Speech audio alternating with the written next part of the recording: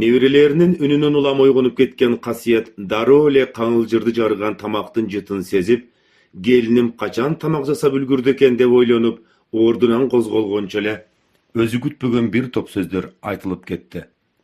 Чоңунен келгенче жеп алгыла, ага мактанып айтпагыла жегенеңерди.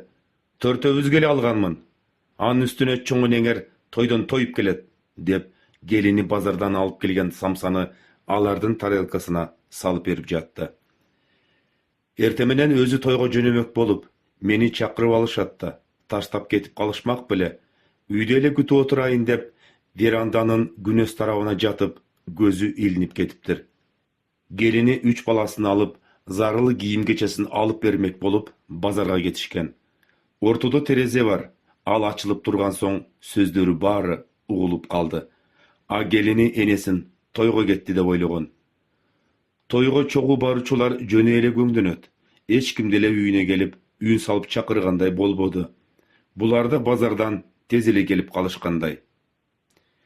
Мен жарымын чоң неме калтырып коем, деп Нурсултан небереси сүйлөп бүтө электе апасы кагып салды. Жөн эле жей бербейсиңби? Энеңер жебейт деле. Анан ачкадан өлөт дейсиңби? Жей бер. Илинип турасың да.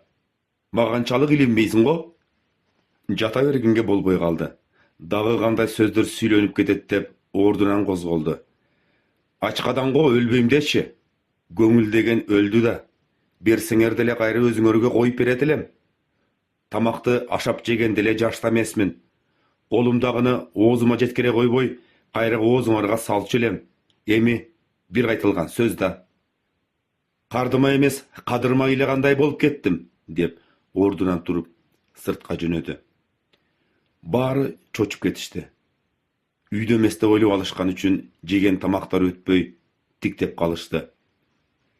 Сизди тойго кетти деген элем, келини ыңгайсызданып. Мен кеткен күндө деле сөздү этияттап сүйлөш керек. Азыр ачкадан өлчү заман эмес. Токчулуктан кутуруп кеткен заман. Касиет сыртка чыгып бак түбүнө отура калды. Тескери карап ыйлады. Өзүн урушуп коет. Жаш бала болуп баратат окшойм. Бирок өмүр бою ушулар деп жашап жүрсөм, жегим келгенди деле жебей, ушуларга деп жатсам, уккан сөзүм бул. Демек, келин баары бир келин экен, деп таарынычын ичине батыра албай жатты. Бир топтон кийин келини Гүлсара чыкты. Чай даярдап койдум, ичип алыңыз. Жооп болбогон соң неберелерин жөнөттү. Иче бергиле, сынык идишти бүтөсөң деле мурдагыдай болбойт, деп койду. Эшик алдына машина келип токтоп, кызы кирип келди. Апа, күтүп калдыңызбы? Машина бузулуп, оңдотуп чыкканча түш болду, жүрүңүз. Даяр эле экенсиз. Убагында эле келсеңер ашыкча сөз укпайт элем, деп туруп жөнөгөндө, кызы капа болгон апасына таң калды. Эмне болгон ашыкча сөз? Келини тарапты карады. Мындай жагдайды көргөн эмес. Аңгыча апасы сөздү өзү оңдоп кетти. Тойдон калып кетип, ачка калып өлүп каламбы дедим да. Кой, жүргүлө, кеттик. Жаш бала болуп калгансызбы деп ойлоп кеттим да. Тамаша дебейсизби? Деп кызы үйүндөгү кичинекейлердин башын сылап, өөп коюп чыгып кетти. Түн бир окунда тойдон келди. Көтөрүп келгендерин өз бөлмөсүнө алып кирди. Адатындай, аны неберелеринин алдына коюп бербеди. Эрте менен баласы сурашып жатып, маанайы жок апасын көрүп, бир жериңиз ооруп жатабы? Жолдон кыйналып калдыңызбы? Деп. Баары жакшы, деген жоопту укса да, бир мандем болгонун байкады. Үйүнө кирди. Апама бир нерсе болдубу? Капа болгондой го? Жок, кече тойго кеткен го, билбедим, деп жооп айтып бүтө электе кичинекей кызы. Кече чоң энеме самса жетпей калган, деп божурап жиберди. Аялы ошондо гана чогуу жайды түшүндүрдү. Тойго кетти деп самса албай коюпмун. Жеп түгөнгөндө ойгонуп жатпайбы? Анан ошого капа. Жебей калдым дегени да. Жаш бала жолдо калды, тим эле таарынып алыптыр го, деди. Окуй десе, жараты жеңил экен, азыр алып келип берейин, деп Шаршен шашылыш чыгып кетти. Заматта сумкада ысык самсыны көтөрүп, апасын чакырды. Апа, келиңиз, ысыгында жеп алалы. Жок, курсагым ток.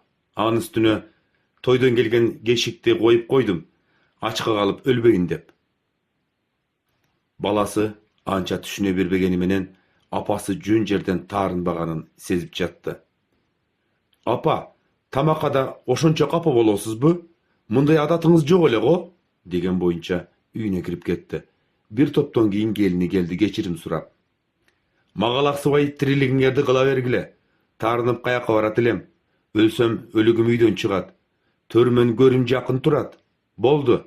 Кечеги сөзгө чекит коюлду, деп кирип жатып алды. Балдары менен чогуу отурат, бирок мурдагыдай чечилип сүйлөбөйт. Неберелеринен бир Нурсултанды гана эркелетип, аны менен көбүрөөк сүйлөшөт.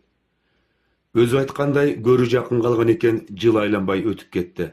Таарынычы жазылбаган бойдон ичинде кете берди. Көрсө, адам көңүлү бир сөздөн сынып, эки ооз сөздөн өзүнүн кадырын сезип калат тура. Жыл айланып келе берет, а өмүр түгөнөт. Жокту тапсаң болот, а көңүл күйүлүп калчу нерсе турбайбы? Быйыл мектепти бүткөн кызын окуу жайга киргизип, кызым студент болду деп көңүлү жайыла түшкөн Шаршендин үйүнө куда түшүп келишти. Болгондо да Гүлсаранын туугандарынан экен. Уккан кулагына ишенбей турса, кызы телефон чалды. Ата, үйгө бирөөлөр барат экен. Жөн гана куда түшүп. Алтынбек экөөбүз бир жылдан бери сүйлөшүп жүрөбүз. Капа кылбай жөнөтүңүз, деп телефонун өчүрүп койду. Өзүбүз окутабыз. Бир баламдын башын эки баш кылып коелу. Экөө сүйлөшкөн. Кептин баары сенделе калды. А Гүлсара өзүбүздүкү жок дебейт, деп куда кыйды ээрчитип келгендер бир Шаршенди тиктеп калышты. Кызы мынтип айтпайт эле, бирөөлөр үйрөттү деп кайра чалды. Телефон өчүк. Кызым турмушка бере турган боло элек. Бала бойдон. Анын үстүнө окуусу бар. Жок дегенде 4-чү курс болсун. Кызым өзү келсин, сүйлөшөйүн, маңда тескей отуруп. Анан айтайын, а силер конок болуп кетесиңер, деп макул болгусу келбей турду. Аксакалдардын сөзүн таштай албай, кызынын тандоосун четке кагып салбай, араң дегенде макул болду. Ошону эле күтүп тургансып, кызы болочок күйөө баласы ээрчишип кирип келди. Демек, сценарий алдын ала түзүлгөн экен, деп койду. Каадасын жасашып, сөйкөнү салып кетишти. Бир айдан кийин той өткөрүп, кызын да алып кетишти. 3 ай өтпөй кызы үйүнө келди. Маанайы жок. Гүлсара чачылып кете жаздады. Кызым жаш эле турмушка чыгып кетти деп жүргөн Шаршендин айта турган сөзүн жүрөгү менен сезип турду. Анын үстүнө өзүнүн туугандарына да, өзүнө да сөз тийгизгиси келбеди. Атасы келгенче чоо жайын билейинчи, мүмкүн ал келгенче чечилип кала турган көйгөйдүр, деп сурай кетти. Экөөбүз студент болгонго, апалары кыйналып кетиптир. Тойдон да карызыбыз бар эле дешип, кийимим начар, жука, тамагыбыз да эптемей, деп ыйлап жиберди. Сага айтканмын, шашпай тур деп. Эми ыйлап келгениң туура эмес да, баарына кайыл болосуң. Апаңа окшоп окуу менен ишиң жок, турмушка чыгып алдың. Апаңга окуусун окубай койгон эле. Эми сен да ошентет окшойсуң, дешти. Кыскасы, мен окууну токтотушум керек экен, деп сүйлөп бүт электе Гүлсара телефонун жандырды. Эже кандайсыз, тынч элесизби? Кызым үйдө отурат, сүйлөштүм. Мени неге мисал кыласыз? Мени бага турган күйөөм бар деп окууну таштап салдым. Сизге башында эле айттык, окуусун бүтүрүп алсын деп. Шаштырдыңыз. Эми бул жагы кандай болот? Мен шаштырбадым. Кызым баламды шаштырыптыр. Балам деле кайнатасына окшоп эми иштетпей бакса багып эле алат. Окубагандар ачкадан өлдү дейсиңби? Жашап эле жүрүшпөйбү? Ушул сөздү укканда көзүнө энеси элестеп кетти. Ачкаданго өлбөйм дечи, бирок көңүл өлдү деген эле кайненеси. Kızı esten çıkıp enesini estep ыйлап жатты.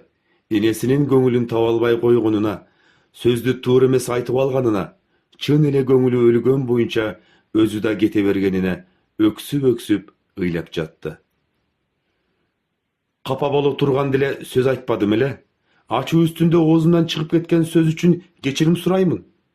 Сени мынчалык ыйлайт деп күтпөгөнмүн, деп эбиреп-жебиреп кирип келип, алгач келинин, анан Гүлсараны кучактап, бир кооз окубай эле койсоң кантет деген элем.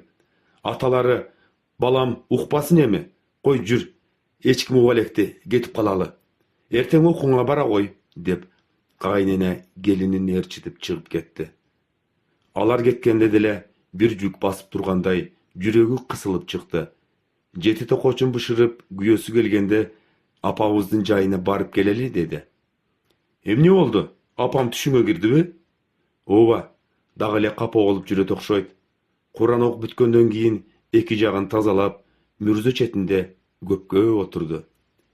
Апа, мени кечириңиз. Оозумдан чыккан сөздү бүгүн кайра башка бирөөдөн уктум. Сиз кечирбесеңиз, мен да түгөнүп калам. Бүгүн сездим. Сиздин көңүлүңүздү таба албай калганым үчүн кечириңиз.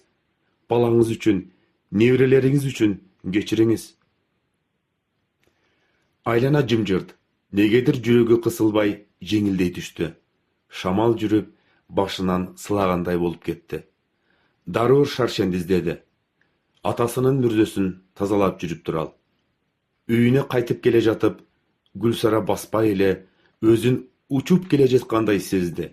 Үйүнө кандай жеткенин билбейт. Телефону чырылдап жатыптыр. Кызы экен. Апау, кантип калдыңыз? Мени кечириңиз. Эртең окуума барам.